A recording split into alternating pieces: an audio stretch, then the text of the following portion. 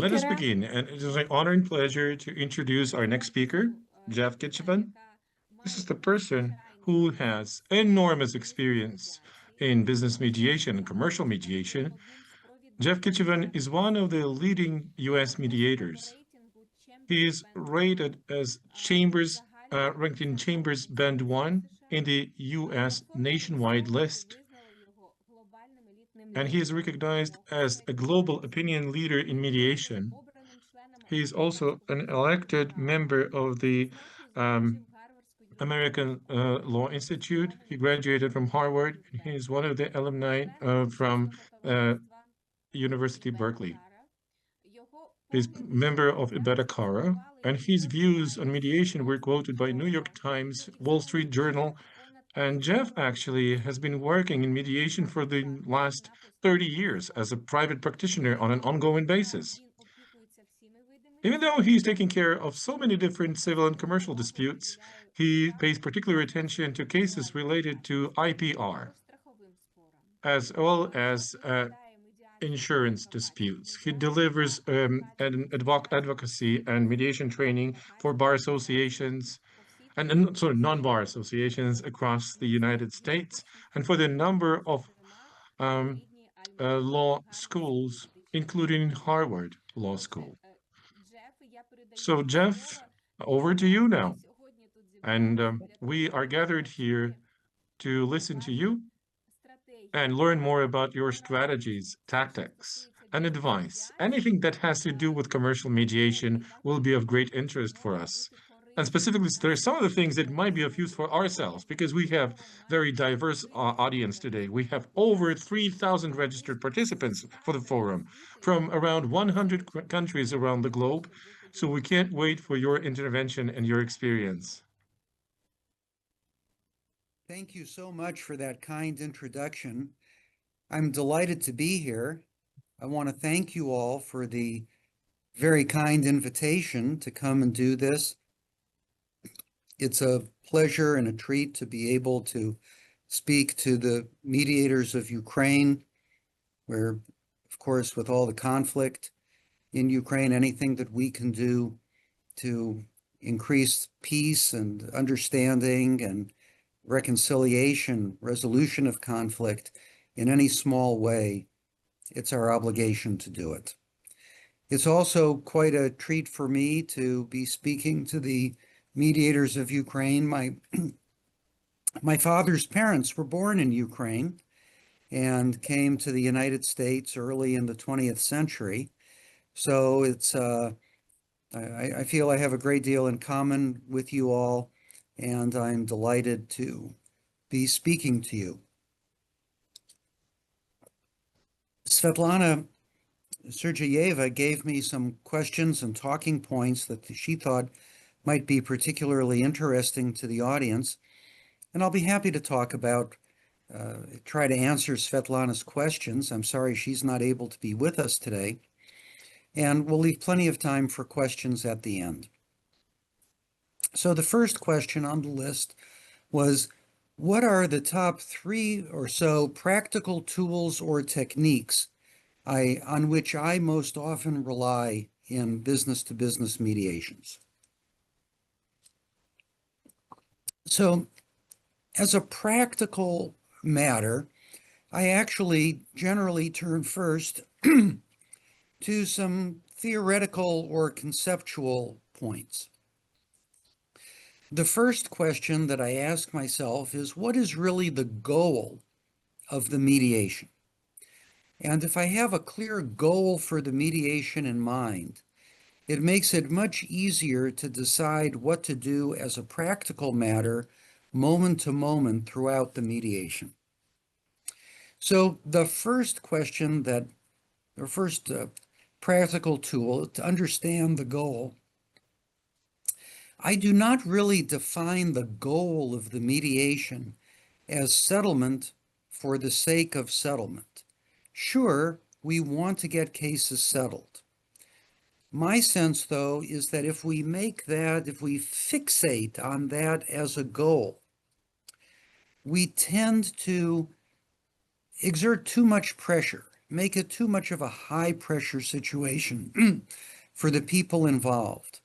And if we apply pressure on them to do a certain thing, well, the rule of mediation physics is that for every action, there is an equal and opposite reaction. So if we exert hard pressure, we're just going to get hard pressure back. It's not much different than talking to your children. If you say to your children, you have to do this, your children are likely to say back to you, no, I don't. And it's no different for adults. People need free will, agency, the ability to make decisions for themselves. So rather than defining the goal of the mediation as settlement for the sake of settlement, I prefer to define the goal of the mediation in terms of people's decision making. I want people to be in a position to make clear, strong decisions in a calm, informed environment.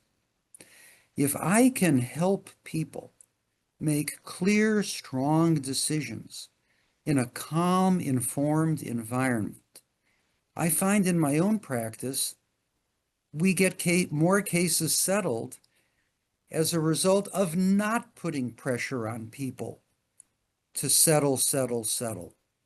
More cases settle when the facts and law, the alternatives are made clear to all the participants.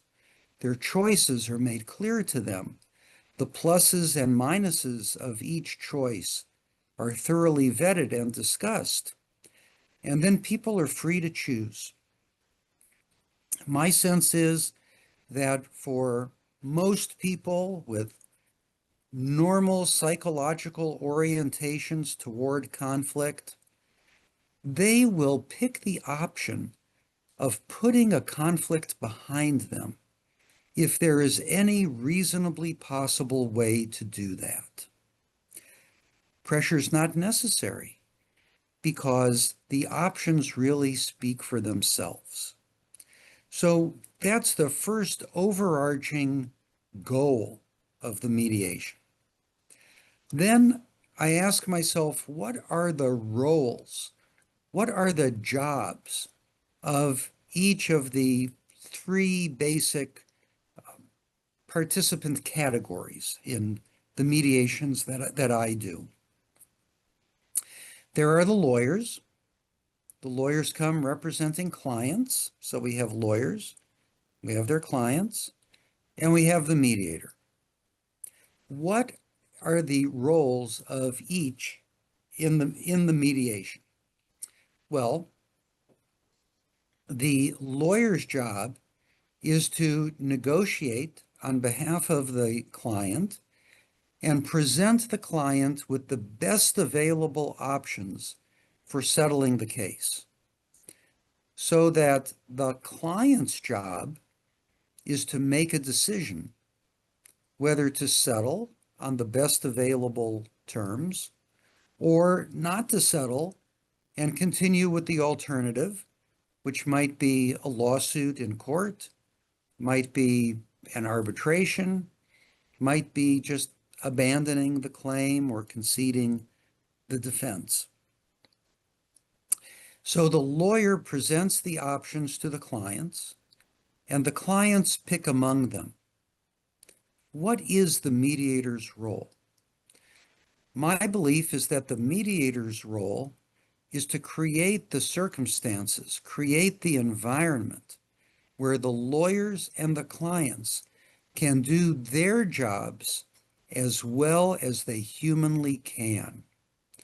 And what do we do as mediators in order to effectuate that? Well, I think there are three basic things for which we are responsible as mediators. There's three parts of the process that we shepherd. The first question is, do we need to help these people establish rapport with each other? Sometimes you get opposing parties in a lawsuit, and they think of each other in demonic terms as if they're creatures from hell, devils, evil, when in general, they're not. They're just people with a different point of view, different interests, different perspectives, different backgrounds, but not evil. And when we can help people establish rapport with each other and get rid of some of this demonization, that's valuable because it allows people then to do the other two things that comprise mediation and for the supervision of which we mediators are responsible. One part is exchanging information. Again, we want clear, strong decisions in a calm, informed environment. So, informed is part of that. And many times, people lack information. Or if they have the information, they at least lack the other side's perspective on that information. Why the folks on the other side think that the facts and the law favor them rather than the original side. So exchanging information, helping to make sure that each participant in the mediation has the most and best information possible on the basis of which to make their decisions. So we have establishing rapport, we have exchanging information, and the third aspect for which we as mediators are responsible is bargaining. Now, there are many kinds of bargaining. There's distributive bargaining. I pay less, or I pay more, you take less. This sort of bargaining, just straight distributive bargaining, and integrative bargaining, where people may be looking at forward-looking deals, restructuring business relationships among themselves, entering into new business relationships, figuring out how to end or modify old business relationships. These things that we call integrative bargaining. But whatever the kind of bargaining is, or the mix of bargaining, mediators are responsible for making sure that the bargaining takes place in an orderly way so that at the end of the process, the lawyers can turn to their clients and say, this is the best deal we can negotiate today. This is the most you're going to get, the least you're going to pay, at least in terms of a negotiated settlement today. And then the client has the obligation really to make a decision. It's not the lawyer's decision. It's not the mediator's decision. It's ultimately the client's decision. Okay, we have an option for how to settle the case. We have the consequences of not settling the case. Which are better? Sometimes which are less bad? Because sometimes there is no good decision. There's only worse decisions that are not so bad and even worse. So those are the three things that mediators do. So understanding that the goal is clear, strong decisions in a calm, informed environment. Three roles in that process: the lawyers who are responsible for presenting the clients with the best possible option, the clients who have to decide, and the mediators who supervise the process and create the environment and circumstances in which the lawyer and the client can do the best job possible, establishing rapport, exchanging information, and bargaining. When I keep those things in mind, then the rest of the day, or at least the beginning of the day, we can set it up. We can set it up. And how do we set it up? So the process that I generally follow, first of all, I like to get mediation briefs from the parties. Some places they're called mediation statements, some places mediation briefs.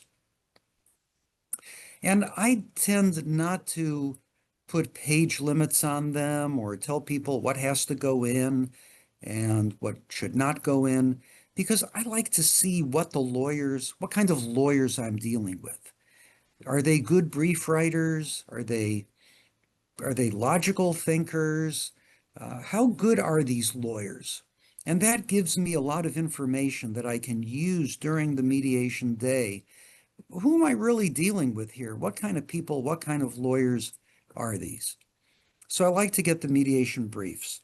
I generally recommend that the mediation briefs be exchanged, that they are furnished to the other side. Why?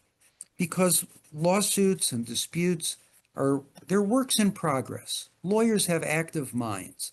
The way that the lawsuit exists in the lawyer's mind today is probably very different than the way it existed 60 days ago, 90 days ago, whatever. So the lawyers have been thinking and doing good, hard work to advance their clients' positions and advance their clients' interests. And they want credit for that work. And the only way to get credit for that work in the bargaining process is to let the other side know that your thinking has evolved, and this is the state of the art of your thinking. So I like for the lawyers to exchange the briefs. Now, sometimes there is some confidential information that the lawyers are comfortable having me know, but don't want the other side to know.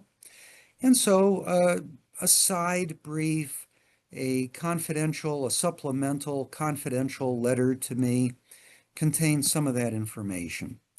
And that is information that the lawyers don't mind if their clients read, but they don't want the other side to read. And it may have to do with the level of skill that the other lawyers are bringing to bear. It may have to do with the temperament of the clients on the other side. It's generally not an unsolicited statement of weaknesses of the case. How do I find out? Everybody tells me about the strengths of their case. Very few people come right out and say, I have this weakness. They don't know about it, but if they ever get this document or they ever identify this witness, I am sunk. That never happens. People don't do that. Why? For good reason. Because there's always a greater than 0% chance that the mediator will inadvertently disclose this confidential information to the folks on the other side. It can be disclosed through things that we say, and we also disclose a lot of information in other ways, through our tone of voice, through our gestures, through our facial expressions, through our body language. So can't remember I've ever had anyone tell me they don't know about this smoking gun that sinks our case, but we're telling you, Jeff. That's never happened. The kinds of weaknesses that people do address in their mediation statements are things that they know the other side is going to raise. If they know that the other side has a very strong defense based on statute of limitations or some other defense, and they know that the other side is going to be relying very heavily on that, then yes, it's appropriate to say in your mediation brief, we know the other side will be relying very heavily on this or that point, and here's how we answer it. Indeed, in the mediation briefs, if you don't try to preempt what you know the other side will be stressing, it raises some serious questions in my mind, and I think other mediators' mind, as to the candor and preparedness of parties who don't deal with arguments that they know are going to be made against them. So those are the mediation briefs. After I get the mediation briefs, I like to have separate calls, sometimes on Zoom, sometimes on the telephone, sometimes on some other platform. And I like to talk to the lawyers about things that they're not comfortable putting in writing. And I like to start with open-ended questions. What else do I need to know to be most helpful to you when we get together? What are your expectations of me? What are the challenges that we face in the mediation? And then I'll ask people Tell me about the personalities of the people involved. How is everybody getting along with everybody? Are there personality issues about which I should know?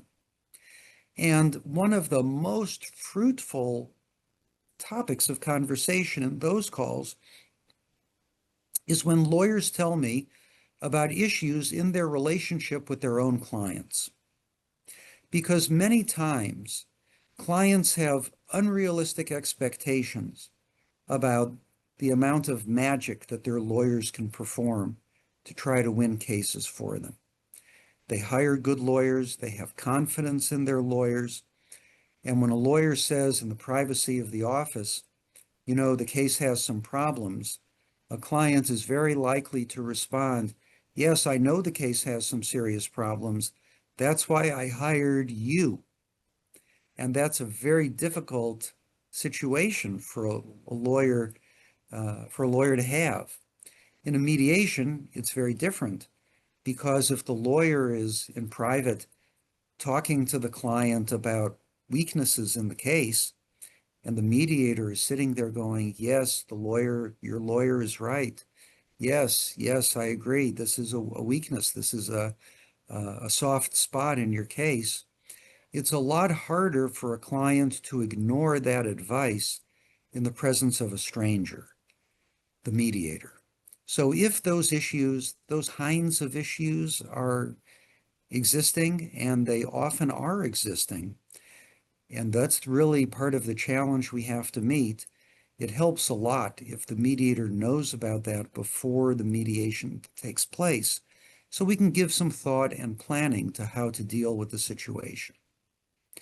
The next step of preparation is, I suppose you can call it preparation, or it's all preparation and it's all part of the actual mediation.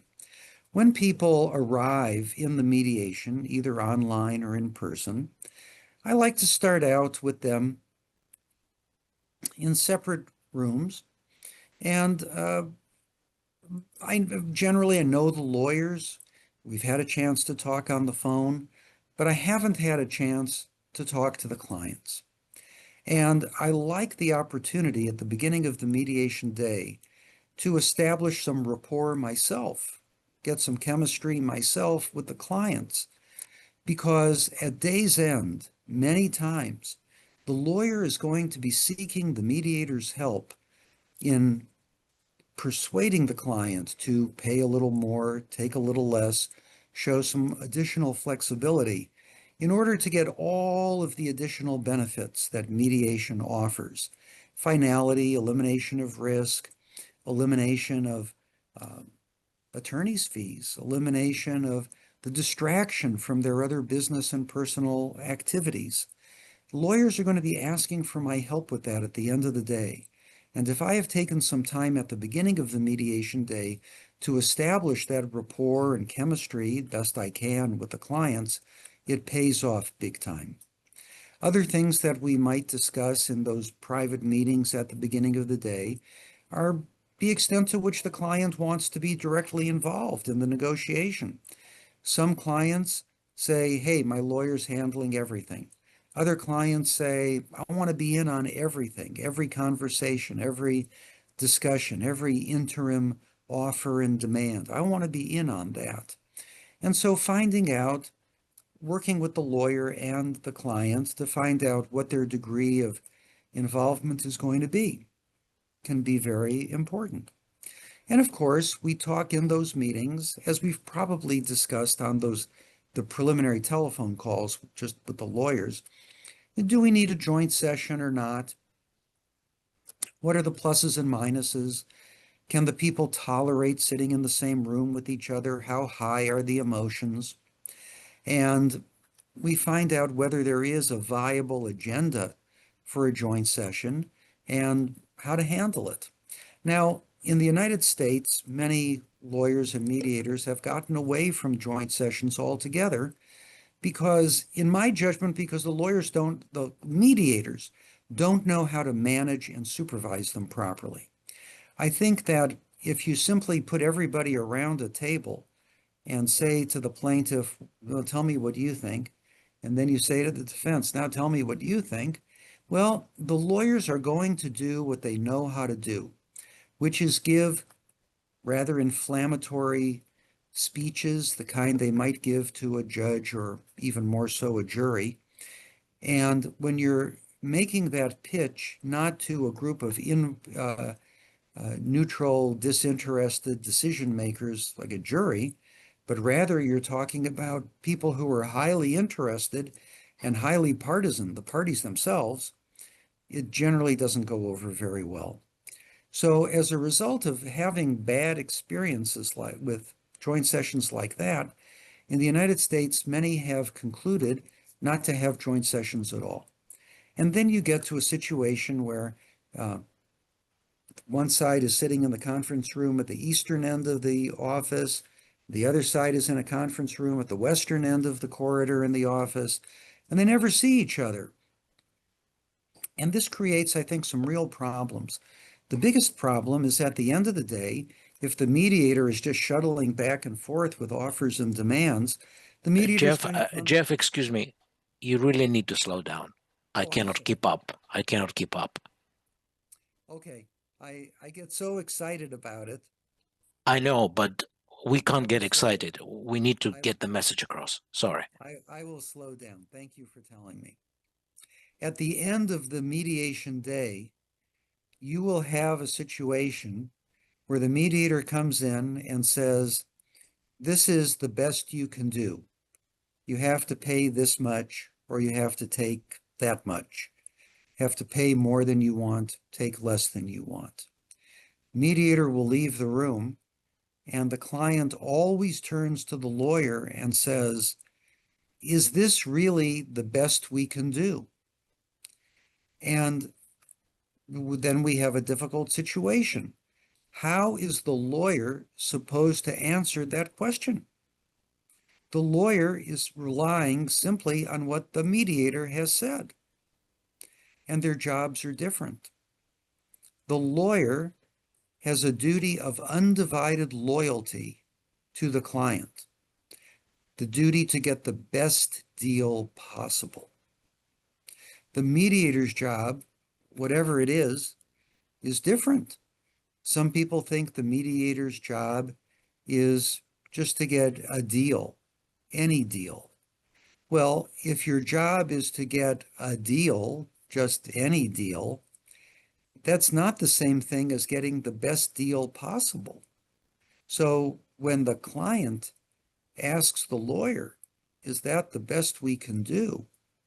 And the lawyer has to rely on the hearsay statements of the mediator, who does not share the lawyer's duty of undivided loyalty. I think the lawyers have fallen short in fulfilling their ethical obligations to their client, the duty of undivided loyalty and the duty to represent that client competently to get the best result possible. So I prefer a process where at least the lawyers have communication with each other at various points during the mediation day, and particularly at the end, so that when the client asks the lawyer, is this really the best we can do? The lawyer can answer that question both honestly and adequately based on the lawyer's own perceptions, the lawyer's own conversations with opposing counsel. So figuring out, how are we going to have direct communication between the sides during the mediation day? So in planning for a joint session, I think there is a third way. That's not just, what do you think? What do you think? And is not just the mediator shuttling back and forth all day. When the mediator gets the briefs and has these preliminary calls and the conversations at the beginning of the day, we can determine together what is really keeping the parties apart today. what is really the most important issue, one or two most important issues? It might be the measure of damages. It might be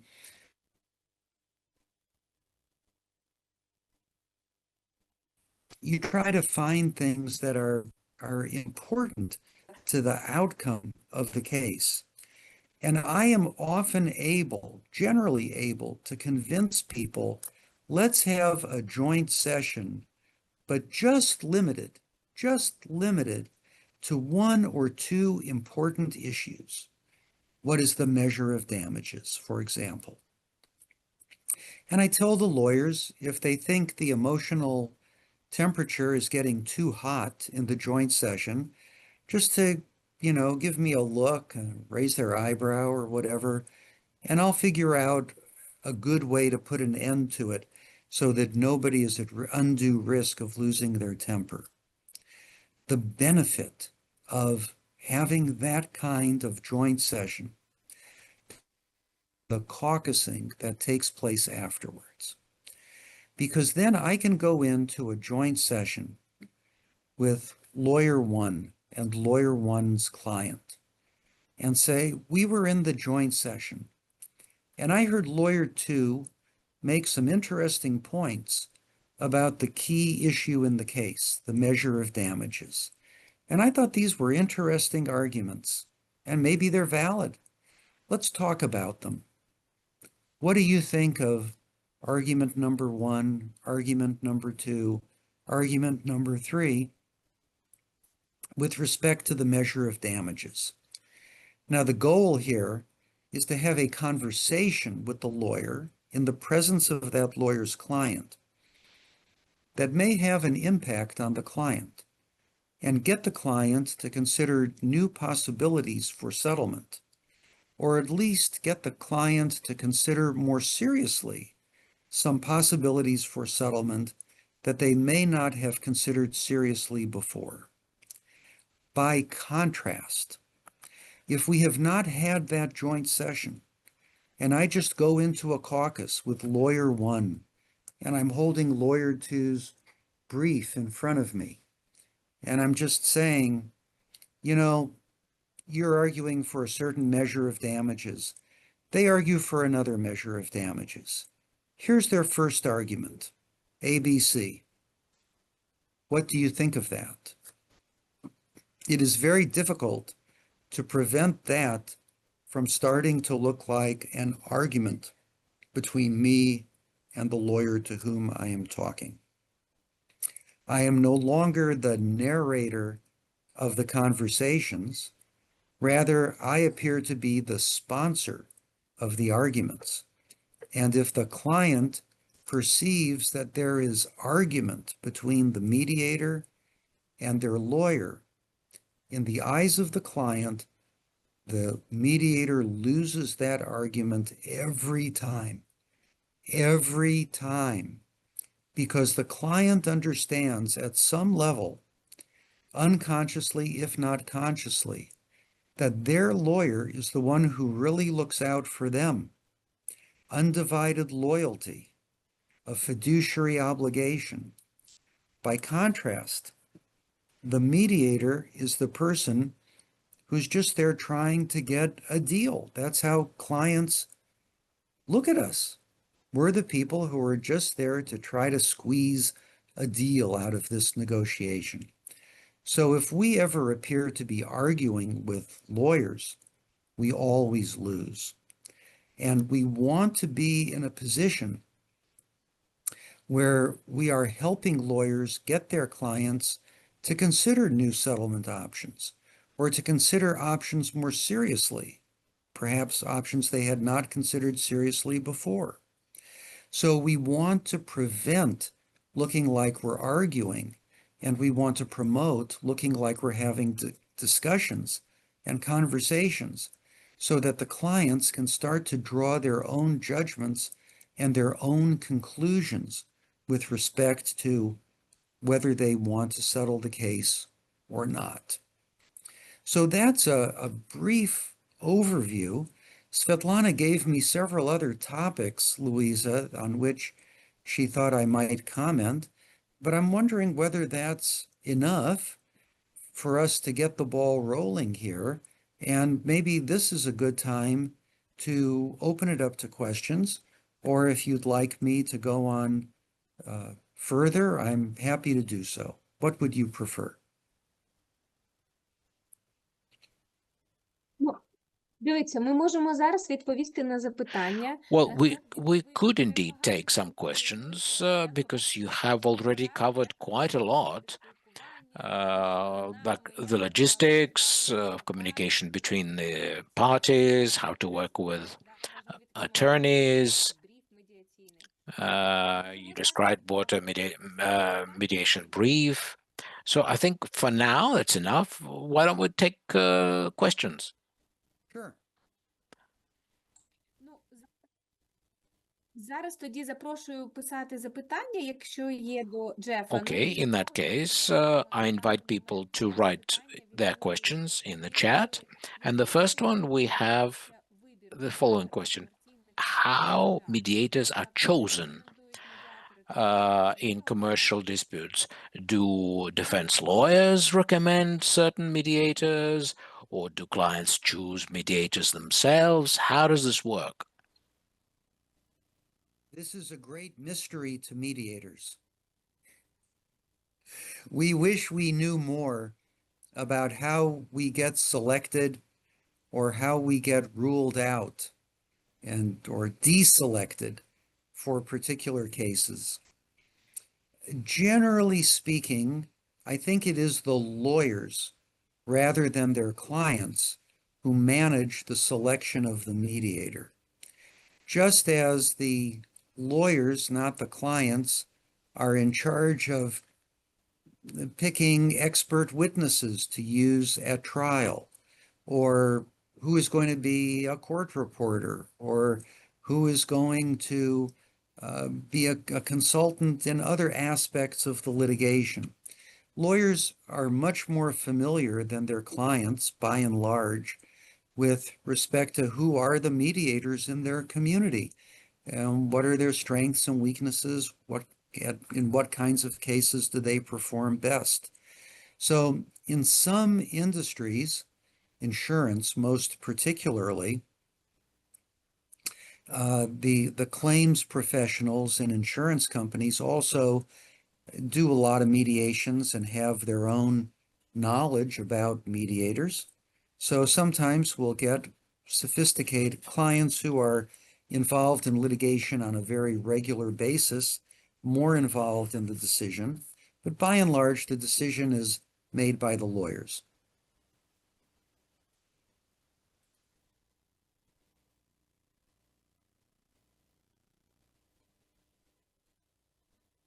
Так, дякую за відповідь. Okay, very good. Thank you for your answer. We have a raised hand from Anton. Антон, вмикайте мікрофон. Anton, make sure you have your mic on.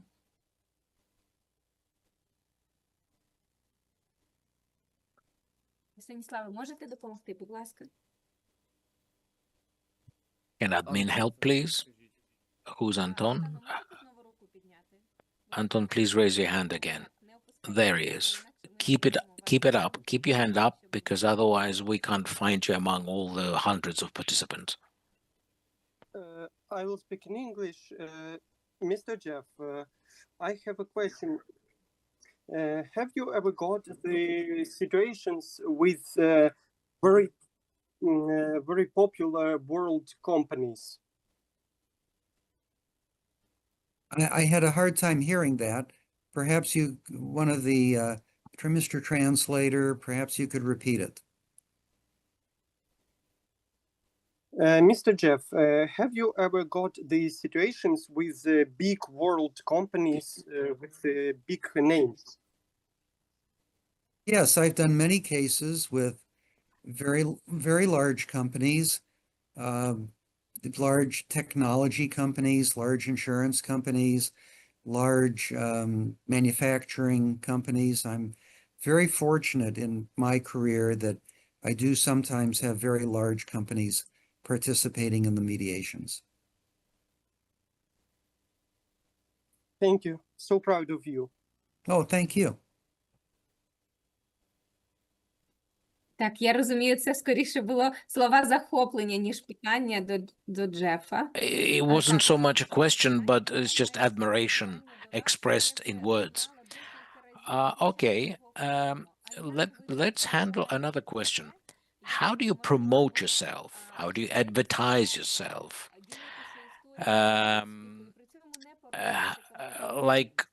How do you share success stories without breaking confidentiality of your cases?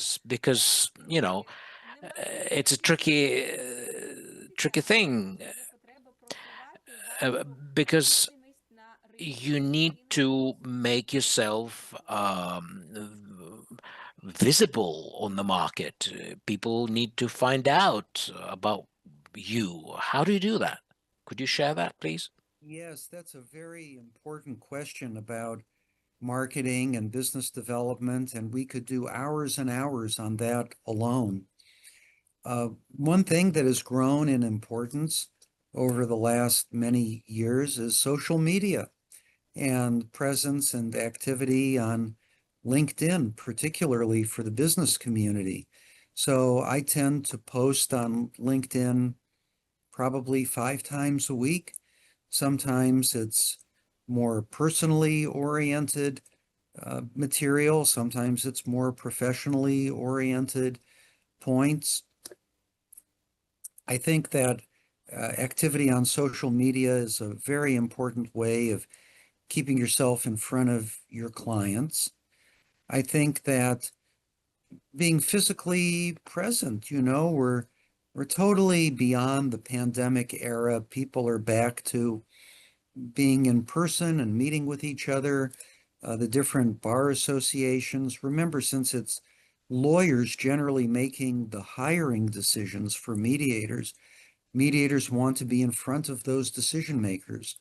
So different bar associations have conferences and seminars and lunch meetings and dinner meetings. And so I run around to a lot of those. I always want to be the last mediator my potential clients have seen. That's important. Then there's thought leadership activity, writing articles, having a blog, whatever you do, speaking, getting speaking engagements for some of these bar associations.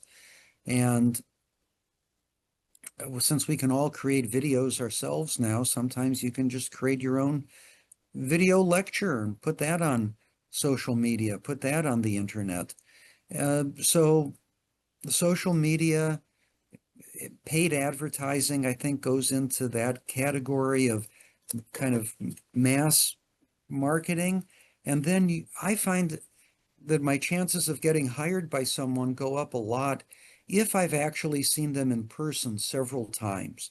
Because it's when you see somebody in person that they really get a taste of your personality and you, and they get a sense of, is this mediator going to be able to get on wavelength, not only with me and my client, but with the other lawyer, the other lawyer's client. So having the personal connectedness and the mass connectedness, both of those are important. And it's nonstop because we need a new case every day.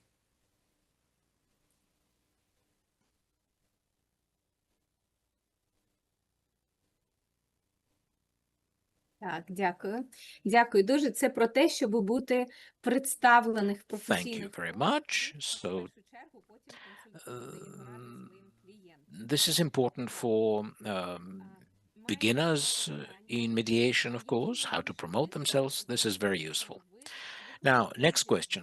What was your biggest challenge to you as a mediator so far? Oh gosh, we have big challenges every day of our lives. At the very beginning of my mediation career, there's no one path to becoming a mediator. Everybody becomes a mediator in their own way based on their own background, their own personality, their own strengths.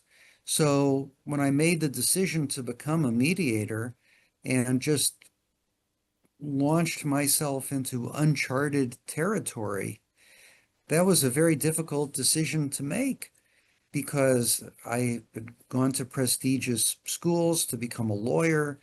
I was practicing law, and then things were not working as well as I wanted them to in my legal career. I felt a need to make a change.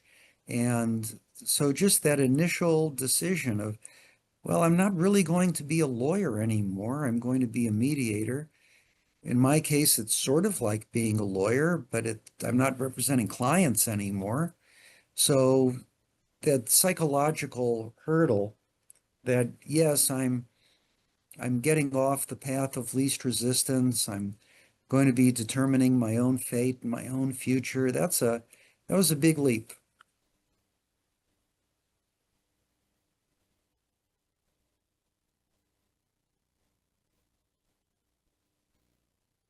Дякую. Дякую, Джеф. Я задам ще, знаєте, Thank you, такі Jeff. два запитання, які There are two more questions that are very similar. Якщо ви не будете проти, направимо письмово. And if you don't mind, the rest we will send in writing. Strategy of your behavior with attorney. If the attorney wants to own the client, how do you deal with that? And Marika is asking, how do you deal with an attorney who insists on something as if it was his case? You know, for example, he's not arguing with you, but he demands like a certain amount, for instance, of compensation, etc. How do you deal with those cases? So let me rephrase the question a little bit, which is, how do you deal with attorneys who are completely unreasonable and just out there with whatever ideas they may have? And no matter how much you talk to them,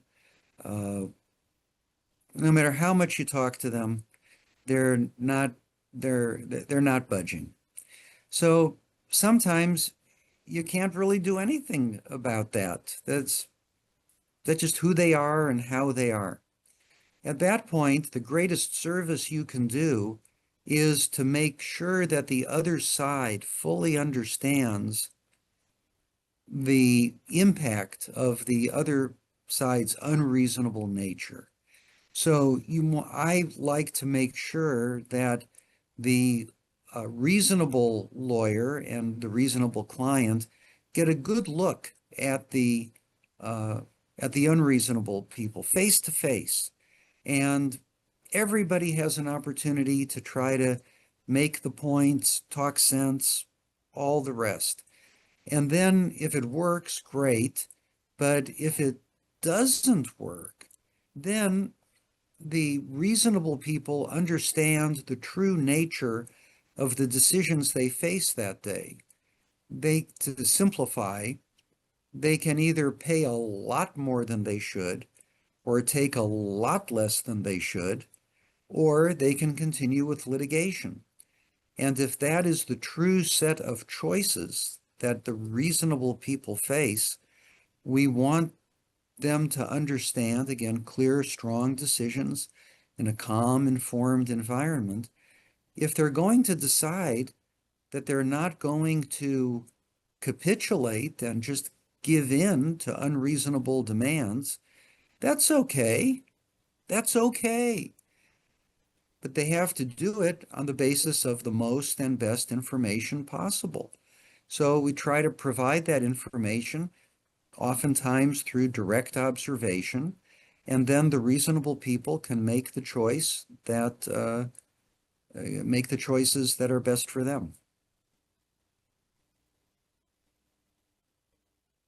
Дякую, Джефе.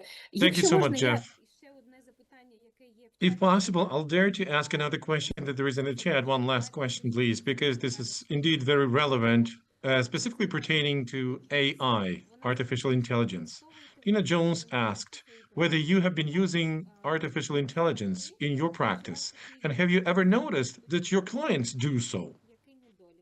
And what's the advantage and what's the pushback? Well, I don't know if other people are using artificial intelligence or not.